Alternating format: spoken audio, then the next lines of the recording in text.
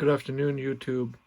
Um, I just wanted to bring this video to your attention, and of course, all credit to the Epoch Times News. I have to say, this site impresses me a great deal because the news is, as far as I can see, the only unbiased, unapologetic news that hasn't been corrupted by Chinese propaganda, let's say, and lives in spite of it. Here in my country, in Canada, we have a lot of Chinese propaganda, people are trying to make it about identity politics, this virus. And at a certain point, biology, life itself, has to take precedence over politics.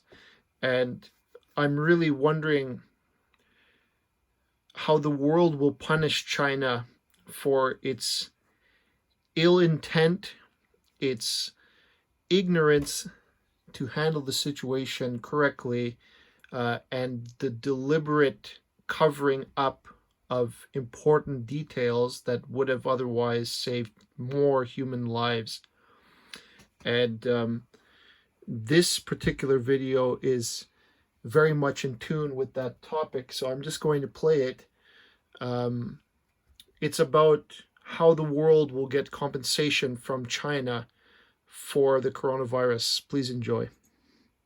During the White House coronavirus press meeting on April 27th, a reporter said that a majority of polls show Americans blame the CCP for the spread of the coronavirus, yet they're taking advantage of the virus to make the world more dependent on China's supply chains. The president was asked on how he plans to hold China accountable. There are a lot of ways you can hold them accountable. We're doing very serious investigations, as you probably know, and we are not happy with China. We are not happy with that whole situation because we believe it could have been stopped at the source, it could have been stopped quickly, and it wouldn't have spread all over the world, and we think that should have happened. Earlier this month, Bild, the largest German newspaper, had published a bill that called for the German government and the European Union to secure a compensation of 149 billion euros, the equivalent of $163 billion, from Beijing as the cost of the virus to various sectors within the German economy. President Trump was asked during the press briefing that if his administration is planning on doing the same. President Trump expressed there are many ways on doing that. We're talking about a lot more money than Germany's talking about, yeah. We haven't determined the final amount yet. It's very substantial. If you look at the world, I mean, this is worldwide damage. This is damage to the U.S., but this is damage to the world. As the coronavirus spread makes its way to Africa, Nigeria is also taking its first shot at demanding compensation. According to a Nigerian news report from Daily Post on April 26, a group of Nigerian lawyers is preparing their suit that demands a compensation of $2,000 from the CCP over the effects of the coronavirus outbreak. The group of lawyers plans to first go to the Federal High Court of Nigeria, and second, to persuade the government of the Federal Republic of Nigeria to institute a state action against the People's Republic of China at the International Court of Justice at The Hague. The Embassy of the People's Republic of China in the Federal Republic of Nigeria will be receiving the plaint. Last week, the Australian government called for WHO to support an investigation over the origin and the spread of the CCP virus. However, the Chinese ambassador to Australia, Cheng Jingye, threatened that Australia's push for an independent investigation could result in Chinese consumers rejecting Australian products or even stop them from studying or traveling to Australia. Economic warfare at its finest. And if you need a proof of guilt, you need only look at how many times the Chinese have thwarted efforts to investigate coronavirus at the source and turn down anyone and everyone who has tried to get more information on the ground.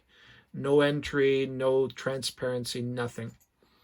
The government has made our displeasure with those remarks known. Our policy positions are clear They're based on public health principles. The least the world can expect is a transparent inquiry into the causes of COVID-19 so that we can understand how best to prevent a repeat episode anytime in the future. Yeah. Australian As Foreign much Minister transparency and cooperation as they're morally obligated to help the world rebuild after this virus has destroyed everything. Maurice Payne issued a statement on April 27 that the CCP should not have resorted to the means of economic coercion. The CCP's threats have also drawn backlash from the government, the people, and the academia, who have voiced their support to the Australian government over the investigation of the CCP. So, like I said, it's a joke to the Chinese, really. It's a, like, you'll never get to hold them to account. Now, my thinking is, I've often pondered what Trump will do about how to get compensation or if they're going to go to war with China, because if you recall, President Trump always talked about intent, which is the right thing, because it could have easily been an accident, which is the logical thing to assume. But in previous videos, I stated many times, the malevolence of the CCP, the Chinese Communist Party, cannot be underestimated. And the way you outlined it is, the cost of human life has no meaning to them. There's literally no meaning. Deaths, whatever it takes to achieve victory, has no meaning as long as victory is assured. And their victory right now is crippling the world's economy. So I maintain, even if it was an accident, that they did not do anything to try to stop the spread. And they intended to cover it up as much as possible.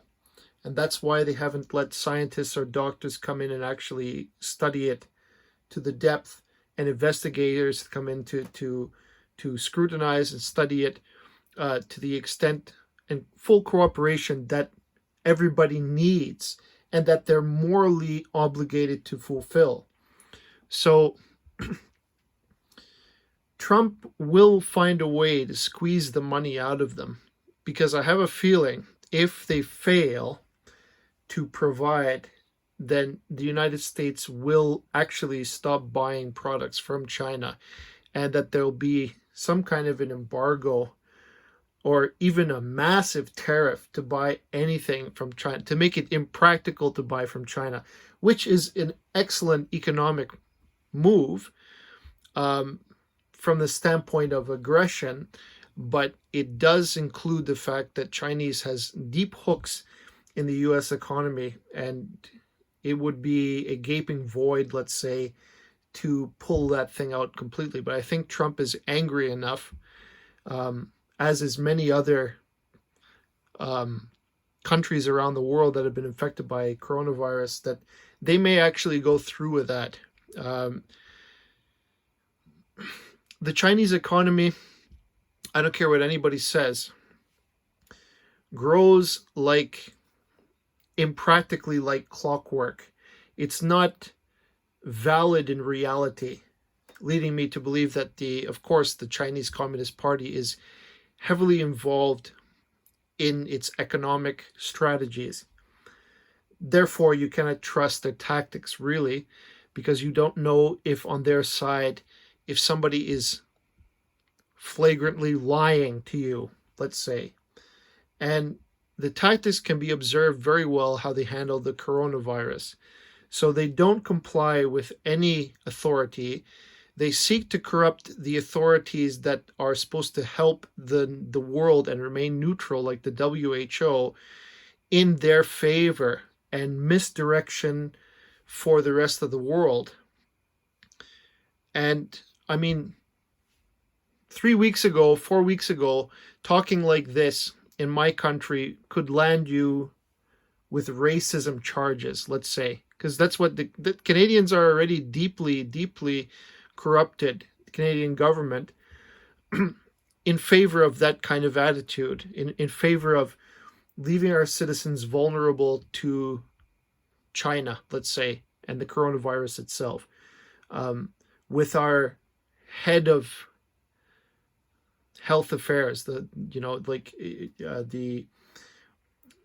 Tam, Dr. Tam, or whatever her name is, who was actually a WHO representative, deliberately misled Canadian people with, coronavirus transmission, for example, saying that it wasn't able to transmit from person to person, and many other things, not to wear masks, not to take certain precautions.